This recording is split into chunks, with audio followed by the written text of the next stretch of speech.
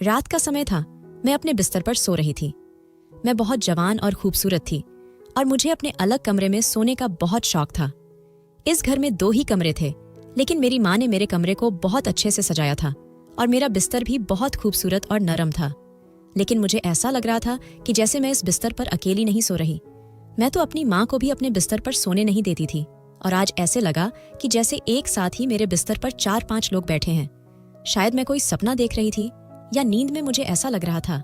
लेकिन जब आंख खुली तो यह देखकर हैरान रह गई कि मेरे बिस्तर पर वाकई 3-4 लोग बैठे थे और वह चारों के चारों कोई और नहीं बल्कि मर्द थे।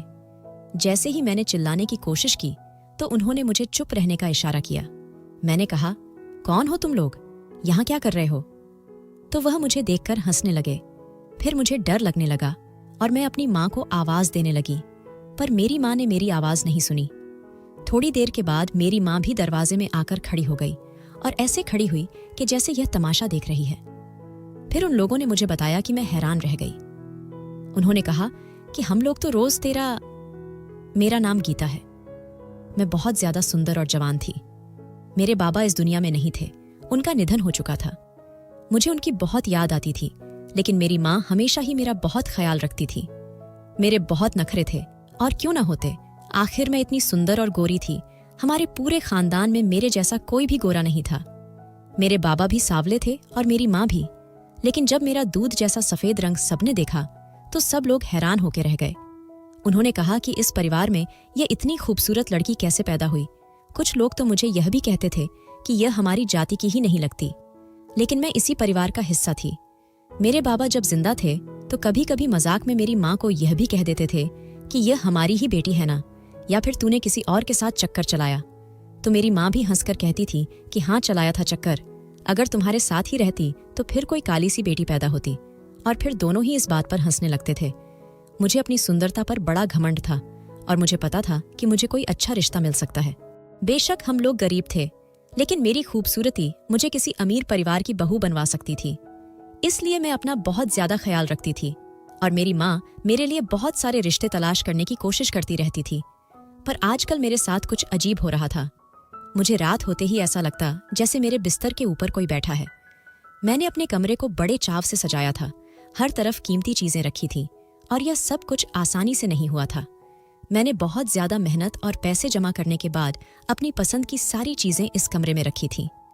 मेरा बेड भी बहुत बड़ा था, जिस पर मैं रेशमी चादर बिछा दी थी और तकिए भी बहुत नरम थे।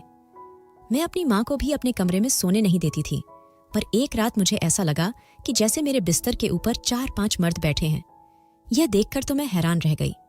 ऐसा कैसे हो सकता था? मेरी आंखें बंद थीं, लेकिन मुझे महसूस हो रहा था। और फिर मुझे ऐसा भी लगा कि जैसे उसमें से एक आदमी ने मेरी बाजू पर हाथ रखा है। लेकिन जैसे ही मैं एक झटका लेकर उठी तो सामने कोई भी नहीं था। सुबह मैंने यह बात अपनी माँ को बताई तो मेरी माँ थोड़ा घबरा गई, पर कहने लगी कि तूने कोई सपना देखा होगा। मैंने कहा, सपना कैसा? सपने में आपको यह थोड़ी पता होता है कि आप सपना देख रहे हैं या नहीं। मैं सपने में नहीं थी, मैं जाग गई थी और मैं भी यही सोच रही थी कि यह सपना हो सकता है, लेकिन मेरी आंखें तो खुल गई थीं। मेरी माँ ने कहा, तू कैसी बातें कर रही है? तेरे कमरे में तो कोई भी नहीं जाता। मैं भी तेरे कमरे में नहीं आती। बात तो उनकी भी ठीक थी। ऐसे हमारे घर में कोई कैसे आ सकता था, और वह भी रात के समय आता, और मेरी माँ को पता भी नहीं चलता। आजकल गर्मी थी तो मेरी माँ बाहर आंगन में ही सोया करती थी और इस घर में कोई था नहीं, इसलिए मैंने भी उनकी बात पर यकीन कर लिया कि हार शायद मुझे ही भ्रम हुआ होगा।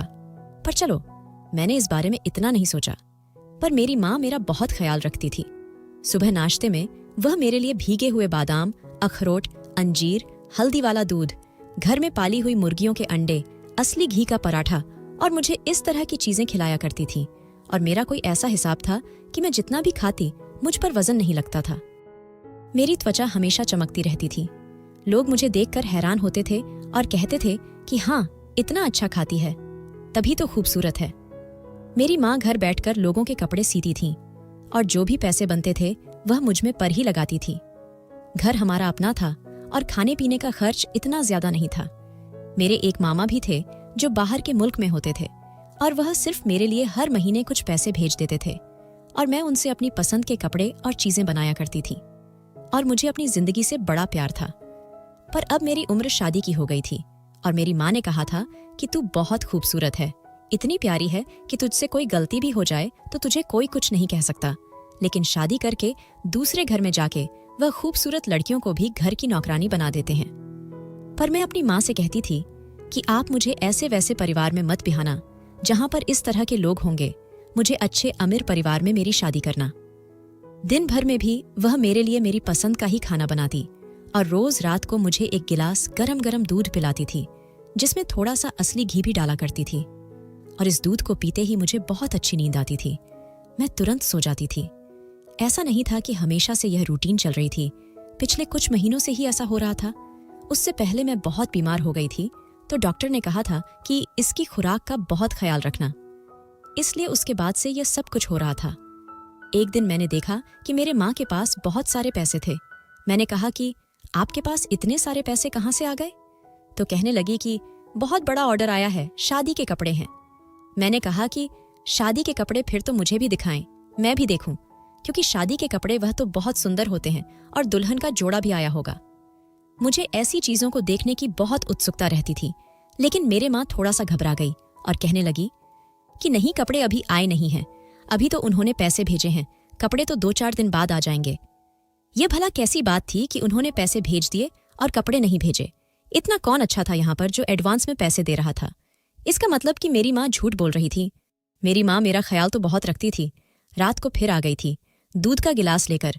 मैंने कहा कि आज मेरा मन नहीं कर रहा दूध पीने का।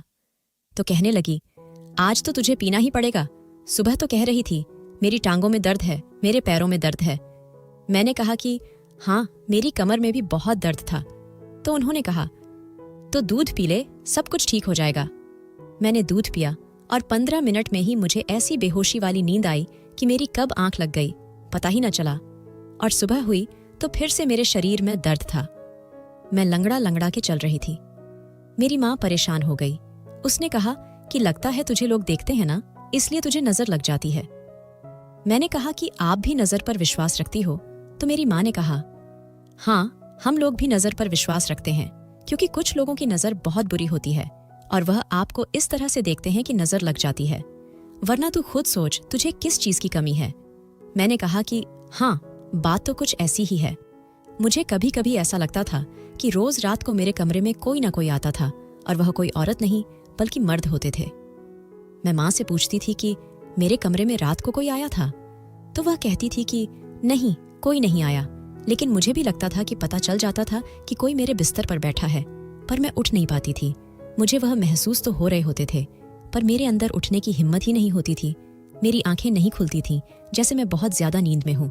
लेकिन ऐसा कैसे होता है? अगर कोई इंसान सो रहा होता है, जब और कोई दूसरा उसे आकर कहे कि उठो उठो, जलजला आ गया, भागो भागो, कोई आपत्ति आ गई, मुसीबत आ गई, तो वह नींद से उठकर भाग जाता है। लेकिन मुझे कैसी नींद आती थी कि मुझे पता चल जाता था कि कुछ हो रहा है और मुझे उठ जाना चाहिए, लेकिन मैं फिर भी उठ नहीं पाती थी। ऐसी बेहोशी वाली नींद मुझे कहाँ से आ रही थी? और यह 2-3 महीने से ही हो रहा था। इन 2-3 महीनों में वैसे बहुत कुछ बदल गया था। मुझे अजीब सी नींद आती थी, मेरी तबीयत खराब रहने लगी थी। मेरी माँ के पास पैसे भी बहुत ज्यादा होते थे और घर में चीजें भी आ रही थीं और मुझे भी रातों को इस तरह से महसूस होता था।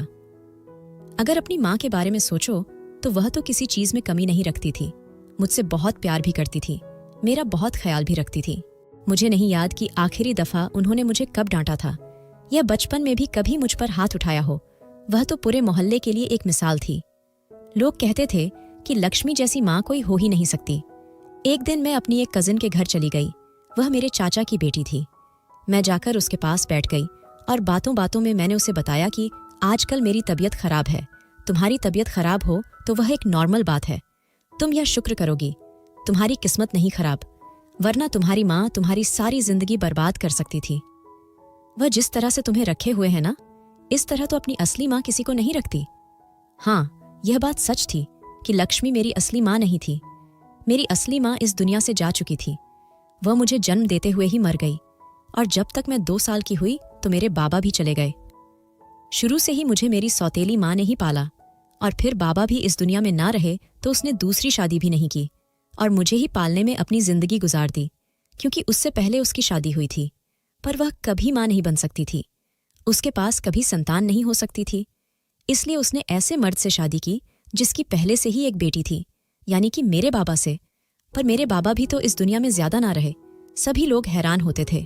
लोग मुझे कहते थे कि तू झूठ बोलती है, लगता है तेरी सौतेली माँ तुझ पर हाथ भी उठाती है, तुझसे सारे घर का काम भी करवाती है। मैंने कहा कि फिर ऐसा होता तो मुझे झूठ बोलने की क्या जरूरत थी, और देखो मेरे हाथ पैरों को, लगता है कि मैं घर के काम करती होंगी, बर्तन धोती होंगी। तो फिर लोग कहते थे कि हाँ, लगता तो नहीं है, ऐसा लगता है कि तू तो बिस्तर से भी नहीं उतरती। मुझे भी पहले यह बात पता नहीं थी कि लक्ष्मी मेरी असली माँ नहीं है। यह बात मुझे 1 साल पहले ही पता चली थी, और अब मेरी उम्र 19 साल हो गई थी। वह भी इसी खानदान के एक औरत ने बताया था, तो मैंने उसे सीधा कह दिया कि मेरी अपनी माँ नहीं है।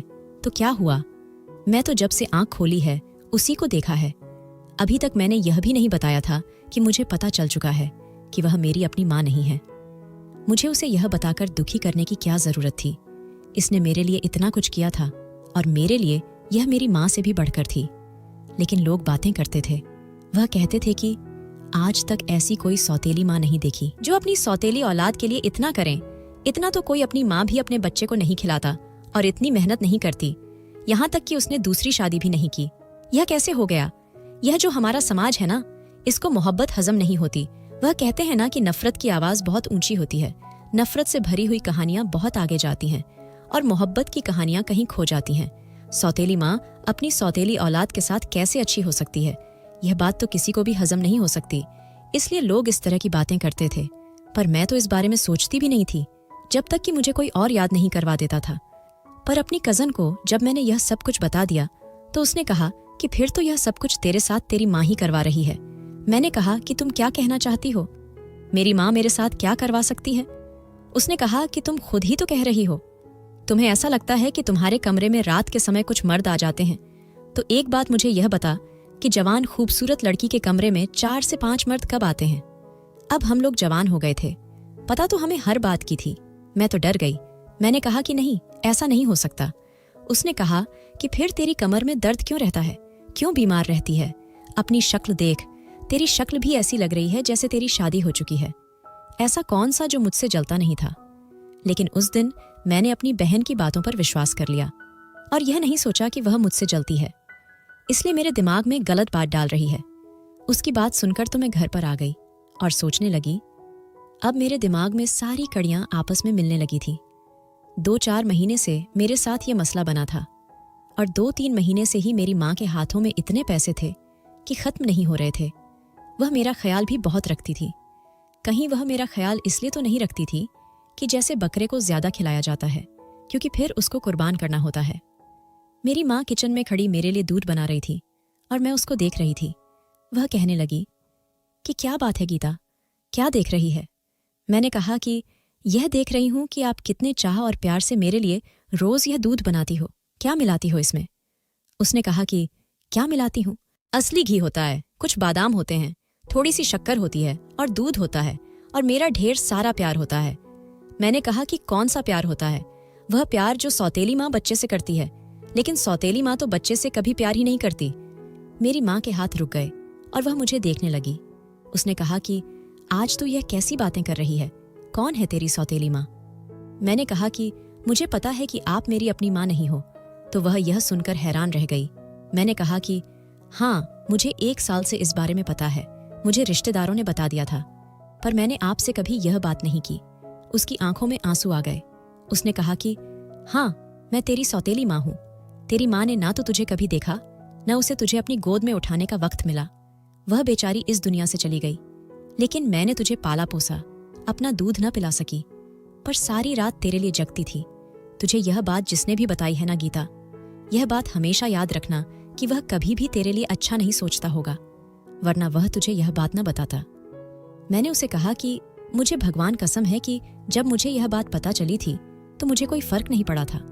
मैंने उसको भी यही कहा था कि अगर मेरी माँ सौतेली है तो क्या हुआ, मेरे लिए तो वही मेरा सब कुछ है। लेकिन आज मुझे ऐसा लग रहा है कि अपनी माँ अपनी होती है और पराई माँ पराई होती है। तो मेरी माँ ने कहा कि क्यों आज ऐसा क्या हो गया कि तुझे ऐसा लग रहा है, क्या गलती कर दी है मैंने? तू मेरा दिल जला रही है। तुझे एक बात बताती हूँ, अपनी माँ बहुत प्रेम करती है ना बच्चे से, क्योंकि उसने उस बच्चे को खुद जना होता है, उसके लिए तकलीफ उठाई होती है, तो उसका प्रेम करना तो बनता है ना। वह प्रेम नहीं करेगी तो कौन करेगा, उसका अपना बच्चा होता है।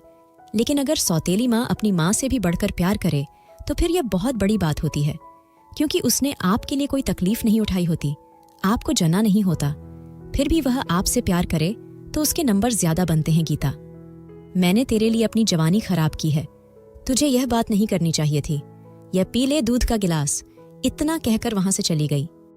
मुझे भी बाद में ऐसा लगा कि मैंने कुछ ज्यादा ही बोल दिया, पर सुबह जब मैंने अपनी माँ को सिर्फ एक लफ्ज सॉरी का बोला तो वह बिल्कुल पहले जैसी हो गई और उसने कहा कि कोई बात नहीं, बच्चे तो इसी तरह करते हैं, लेकिन माँ बाप जो होते हैं ना, उनके दिल बहुत बड़े होते हैं, इसलिए वह माफ कर देते हैं।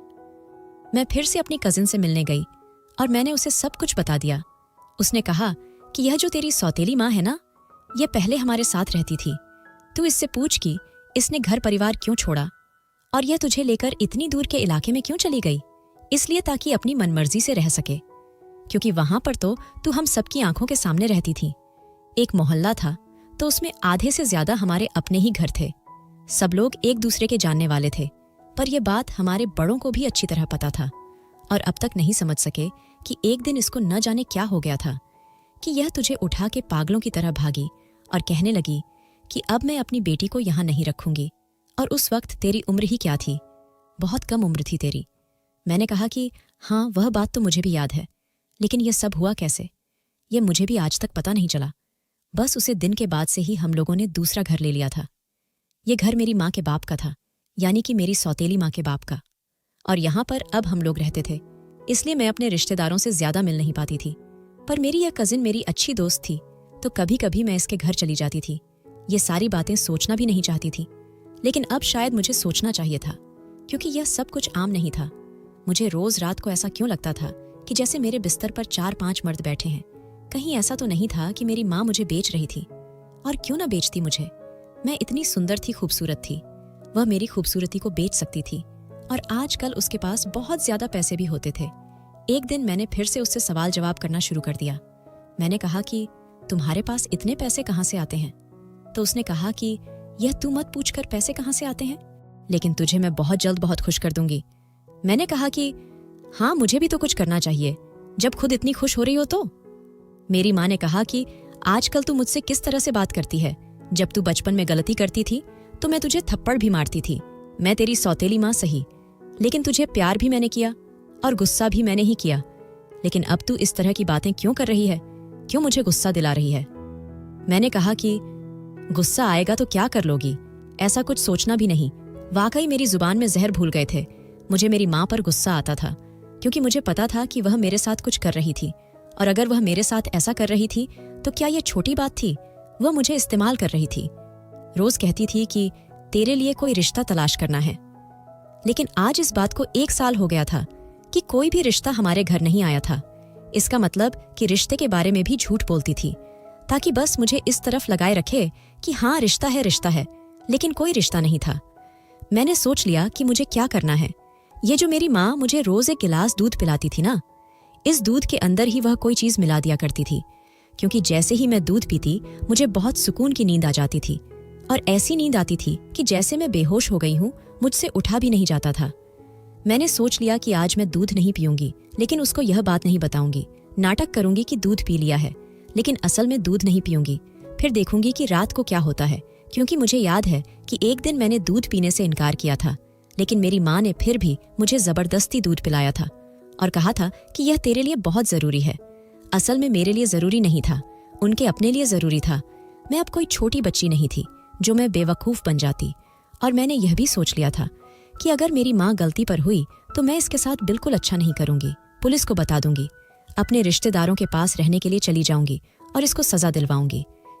एक दिन मैंने उसी से पूछा कि तुम्हारे पास मेरी असली माँ की कोई तस्वीर है?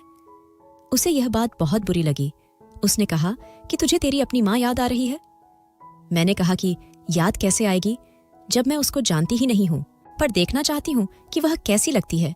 इसका मतलब कि वह भी मेरी तरह खूबसूरत थी, तभी तो मैं उसे पैर गई हूं ना। तो मेरी माँ ने कहा कि हाँ, वह तेरी तरह खूबसूरत थी, गोरी चिट्टी थी, तभी तो उस पर गई है, लेकिन मेरे पास उसकी कोई तस्वीर नहीं है। अगर मेरे पास तस्वीर होती तो मैं तुझे जरूर दिखाती, लेकिन तू अपने आप को शीशे में देख ले तो तू समझ, तू अपनी माँ को ही देख रही है, बिल्कुल तेरी तरह ही थी। सच कहते हैं कि जिसको कभी देखा ना हो, जाना ना हो, आपको उसकी याद नहीं आ सकती। मुझे भी मेरी अपनी माँ की याद तो नहीं आ रही थी, पर दिल में एक बात जरूर आ रही थी कि अगर मेरी अपनी माँ मेरे साथ होती तो वह मेरे साथ ऐसा कभी नहीं करती जो यह मेरे साथ कर रही थी। माँ का दिल बड़ा नरम होता है। माँ बच्चे को कभी कोई तकलीफ होते हुए नहीं देख सकती। सोच लिया था कि आज रात वह दूध के गिलास नहीं पीऊंगी, और रात होने में थोड़ा समय बाकी था। रात होने का इंतजार कर रही थी, क्योंकि आज मुझे इस राज के बारे में पता चल जाना था कि मेरी यह माँ मेरे साथ कौन सा खेल खेल रही थी। रात होने से पहले मैंने अपनी माँ को किसी से फोन पर बात करते हुए सुना। कहने लगी कि मुझे बड़ा ऑर्डर चाहिए, मेरा काम नहीं हो रहा, एक काम करो, 4 से 5 की बजाय 8-9 को भेज दो। जब मैंने यह शब्द सुना तो मैं हैरान रह गई। इसका मतलब कि मेरी माँ ही मेरे साथ यह सब कुछ कर रही थी, और अब वह 4-5 मर्दों के बजाय 8-9 मर्दों को बुला रही थी, और इतनी आसानी से यह सब कुछ कर रही थी। मेरी आंखों में आंसू आ गए, क्योंकि मैं भी तो अभी तक इसी को अपनी माँ समझती रही थी। इसके अलावा मेरा इस दुनिया में कौन था? हाँ, कुछ रिश्तेदार थे, लेकिन वह सब तो मुझसे जलते थे, क्योंकि उन्होंने मेरे साथ आज तक कुछ अच्छा नहीं किया था, तो वह अब कैसे करते? मेरी माँ सबसे बगावत करके निकली थी, वह भी तो एक बात थी। मैं अपने कमरे में चली गई। आज मैं अपनी माँ को रोकने वाली नहीं थी। बाने देती हूँ, फिर दूध जैसा ही बनाती है। वह दूध बनाकर मेरे कमरे में ले आई और मुझे कहा कि यह पी लेना, और मैंने उसके सामने ही गिलास साइड में रख दिया। फिर वो वहां से चली गई। मुझसे कुछ उदास और नाराज थी, लेकिन मैंने दूध नहीं पिया और जाकर बाथरूम में दूध को फेंक दिया, और अब बिस्तर पर बैठे इंतजार करने लगी कि क्या होता है। अजीब सी बात थी कि मुझे फिर भी नींद आ रही थी। मैं हैरान हो रही थी, क्या अब मुझे नींद क्यों आ रही है? आज तो मैंने दूध भी नहीं पिया था, और मैंने जब उठकर जाकर देखा तो मेरी माँ भी अपने कमरे में सुकून से सो रही थी। दरवाज़ा भी बंद था और उसने दरवाजे को अंदर से ताला लगाया था।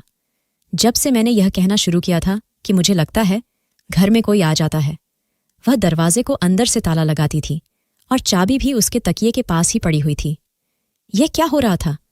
मुझे तो इतनी नींद आ रही थी, मैं तो जैसे बस बिस्तर पर लेट जाती और आंखें बंद करके तुरंत सो जाती। लेकिन मैंने तो दूध नहीं पिया था। इसका मतलब कि मेरी माँ दूध में कुछ नहीं मिलाती थी। फिर मेरे साथ क्या हो रहा था? मैं बिस्तर पर लेट गई, और 15 मिनट बाद मुझे ऐसे लगने लगा कि जैसे 5 मर्द मेरे बिस्तर के ऊपर बैठे हैं। मैंने चीखना चिल्लाना शुरू कर दिया, और उठकर देखा तो वहां पर कोई भी नहीं था। मेरी माँ वहां आ गई, और मैंने उनके सामने सब कुछ बोल दिया। कहाँ हैं वह लोग जो अब भी यहां पर बैठे थे? तुम तो मुझे बेच रही हो, लोगों को अंदर बुलाती हो, मुझसे धंधा करवा रही हो। मैंने पागलों की तरह रोना शुरू कर दिया। मैंने कहा कि सौतेली बेटी हूं ना, इसलिए ये सब कुछ कर रही हो। वह हैरान रह गई और उसने मुझे गले से लगा लिया। वह भी रोने लगी, और उसके बाद उसने मुझे ऐसी बात बताई कि मैं हैरान रह गई थी, और मुझे मेरे सारे सवालों का जवाब मिल गया था। मेरी माँ ने कहा कि जो तू मेरे पास पैसे देख रही थी ना, वह काम की ही पैसे थे। मैं दिन रात काम कर रही थी, और इतने पैसे इसलिए जमा कर रही थी क्योंकि तूने कहा था कि तुझे बड़ा वाला मोबाइल लेना है। मैं तेरे मोबाइल के लिए पैसे जमा करी थी, और जो तूने मुझे फोन पर बात करते हुए सुना कि 4-5 से कम नहीं चलेगा, 8-9 को भेज दो, वह मैं कपड़ों की जोड़ों की बात कर रही थी, मर्दों की नहीं। और अब मैं तुझे बताती हूं कि तुझे ऐसा क्यों लगता है कि तेरे बिस्तर पर कोई मर्द बैठा है। क्योंकि जब तू बहुत छोटी सी थी और हम तेरे रिश्तेदारों के घर में रहते थे, तो एक दिन तेरे रिश्तेदारों की गलती और लापरवाही की वजह से तुझे कुछ लोग उठाकर ले गए थे। क्योंकि तू बहुत ज्यादा सुंदर थी। वह लंच लोग ही थे, पर तेरे साथ बहुत बुरा हुआ था। लेकिन उस वक्त तक तू अपने होश में नहीं थी। डॉक्टर ने कहा था कि आपकी बेटी ठीक है, वक्त के साथ ही सब कुछ भूल जाएगी, इसको पता भी नहीं चलेगा। यह सब कुछ तेरे खानदान वालों की वजह से हुआ था, इसलिए मैं तुझे वहां से लेकर यहां आ गई थी। डॉक्टर ने कहा था कि तुम्हें इस बारे में पता तो नहीं है, लेकिन इसके दिमाग के किसी कोने में यह बात हमेशा जिंदा रहेगी। हो सकता है इसे बुरे बुरे सपने आए, इसलिए तुझे रात को बुरे सपने आते हैं, तो मैं तुझे दूध के अंदर थोड़ी सी नींद की दवाई मिलाकर देती हूँ ताकि तू सो सके। लेकिन वह बिल्कुल थोड़ी सी होती है, ताकि तुझे बुरे सपने आते हैं। इस घर में क्यों कोई आएगा? मैंने तुझे इन सब से इसलिए नहीं बचाया था। मैं तेरी सौतेली माँ हूँ। उसका मतलब यह नहीं कि मैं तेरे साथ यह सब कुछ करती थी। तू तो मेरे लिए मेरी जान है। मेरी माँ ने मुझे उसे डॉक्टर से भी मिलवाया और यह भी बताया कि तेरे लिए रिश्ता तो तलाश कर रही थी, लेकिन अच्छे लोग नहीं मिल रहे थे। मैं चाहती हूँ कि जिस तरह मैं तुझे संभाल कर रखती हूँ, उसी तरह तेरा पति भी तेरा बहुत ख्याल रखे।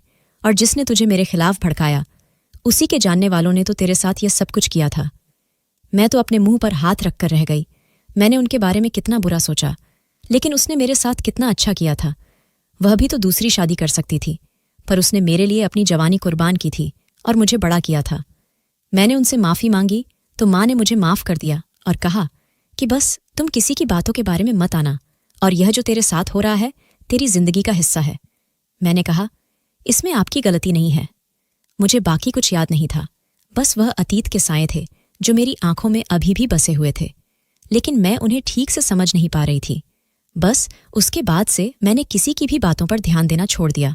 मुझे कोई कुछ कहता तो मैं उससे लड़ने लगती हूँ। वह मेरी माँ है, मेरी माँ के खिलाफ कोई बात न बोलो। दोस्तों, वीडियो कैसा लगा? कमेंट करके ज़रूर बताएं। वीडियो को लाइक और चैनल को सब्सक्राइब ज़रूर कर दें।